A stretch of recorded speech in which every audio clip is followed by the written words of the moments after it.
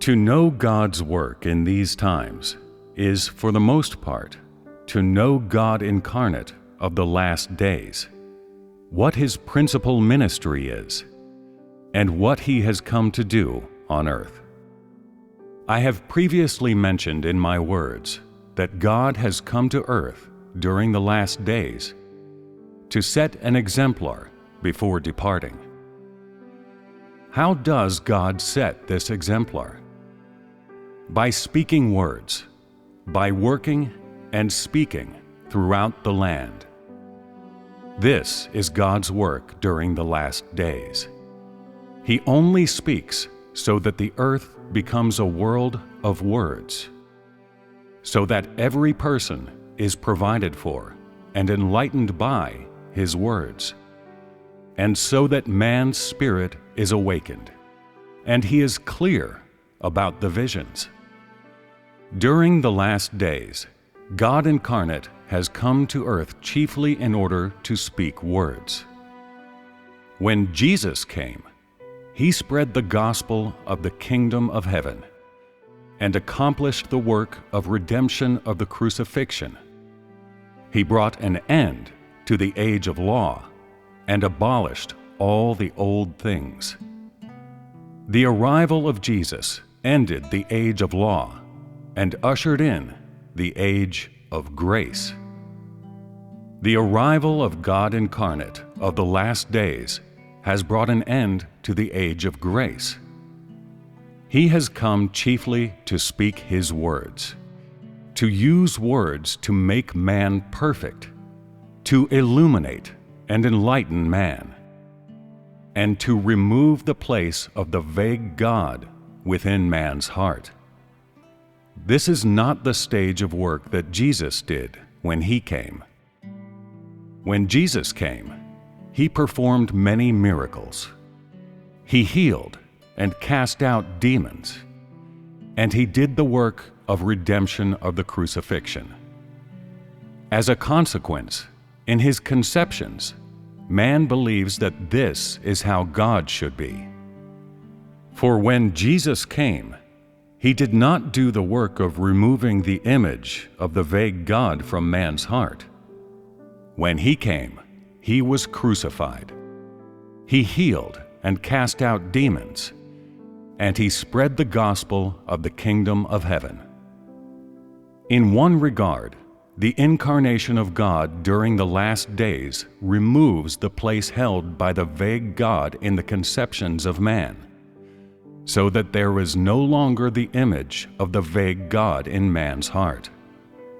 Using His actual words and actual work, He moves across all lands, and the work He does among man is exceptionally real and normal, such that man comes to know the reality of God, and the vague God loses his place in man's heart.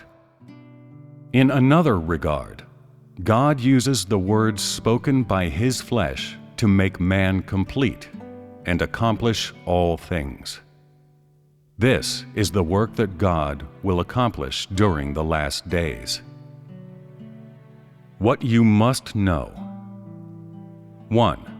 The work of God is not supernatural, and you should not harbor conceptions about it.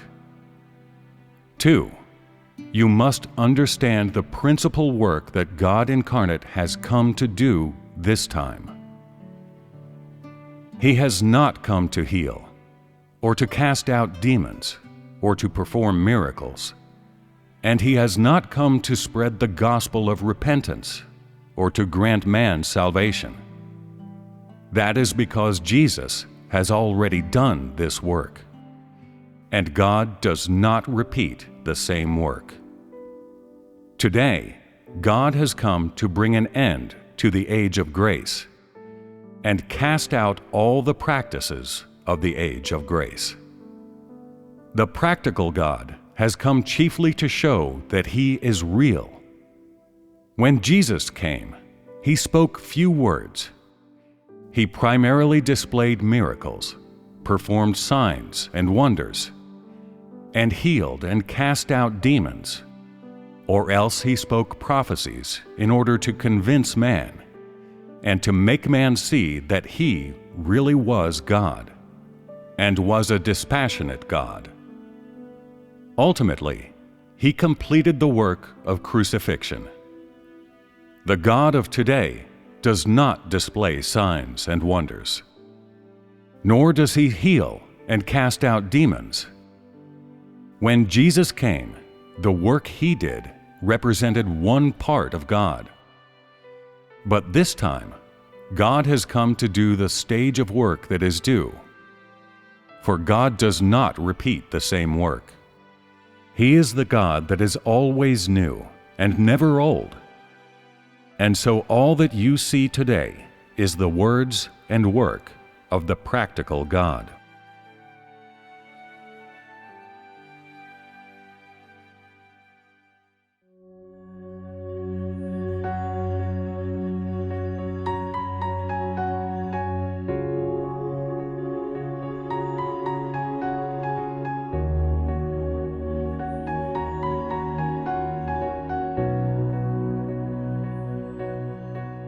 Incarnate God of the last days, ends the age of grace and speaks words which perfect and enlighten, words which rid vague notions of God from the heart of man. Jesus walked on a path that was different. He did miracles and healed the sick, preached the gospel of the kingdom of heaven, and was crucified to redeem all people. So man conceived a notion that this is how God will always be. God, incarnate of the last days, fulfills and reveals all with words. In his words you see what he is. In his words you see that he is God. In